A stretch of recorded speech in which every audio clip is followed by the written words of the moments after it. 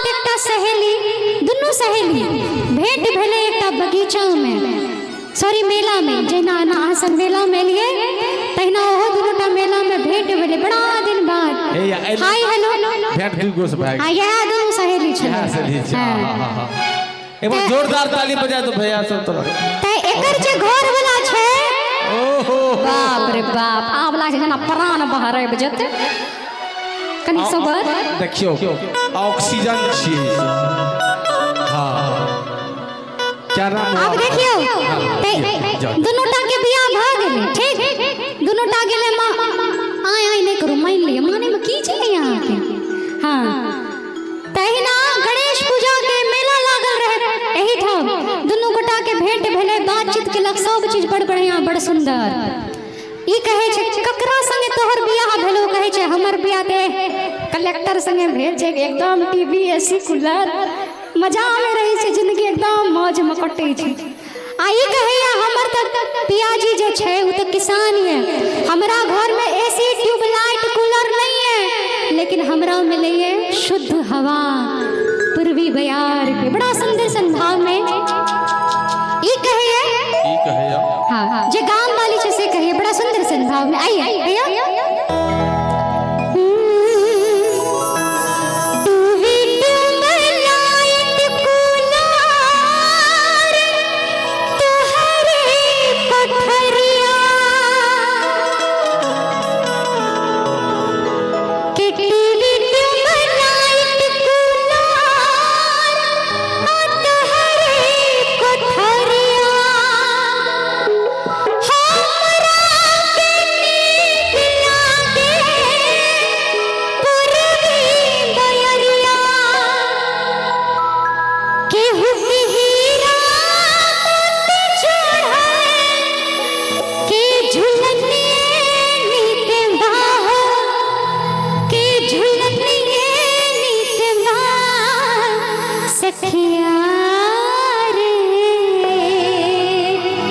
सखी हमरा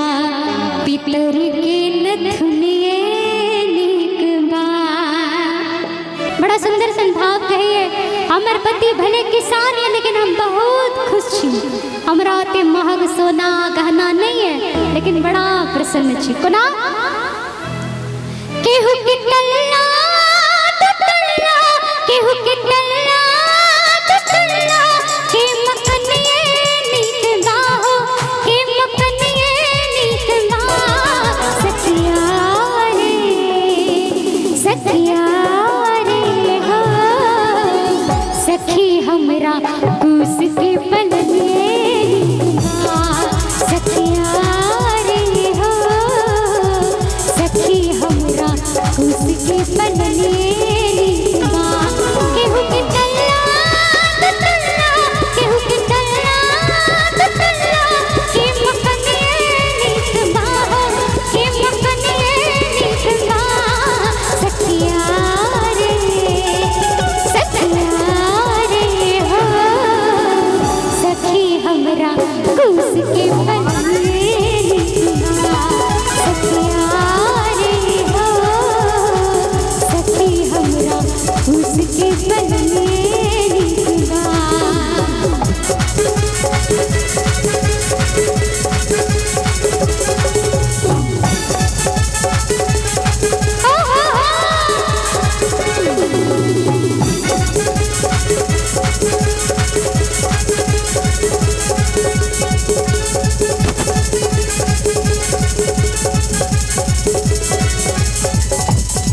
TV tubelight cooler तोहरे कोठरिया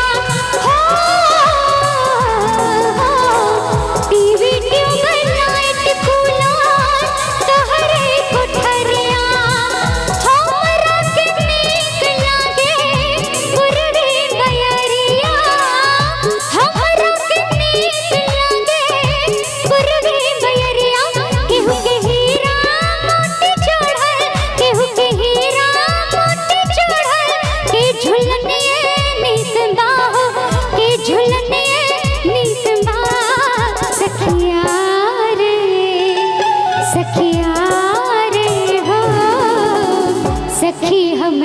नकली के नथने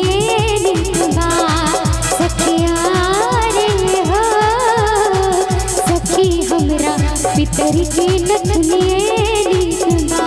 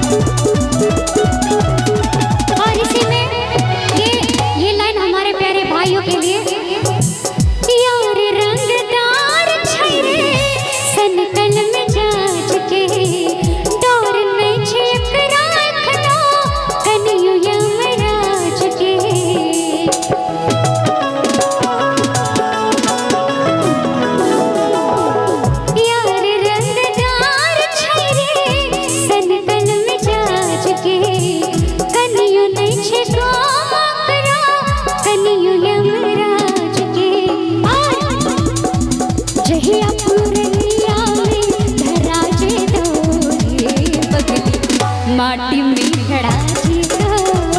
जहिया पूर्णिया में धरा जे तो माटी में खड़ा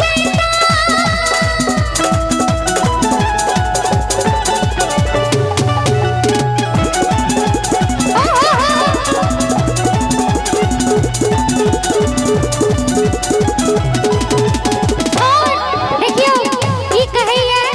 बड़ा सुंदर संभाव में अपना सहेली के तोहर जो घर वाला छो क्रीम लगबै छो एते स्टाइल मारे छो क्रीम पाउडर पोते छो आ हमर घर वाला माइट के पोते छे किसानी न करे छे त खेत में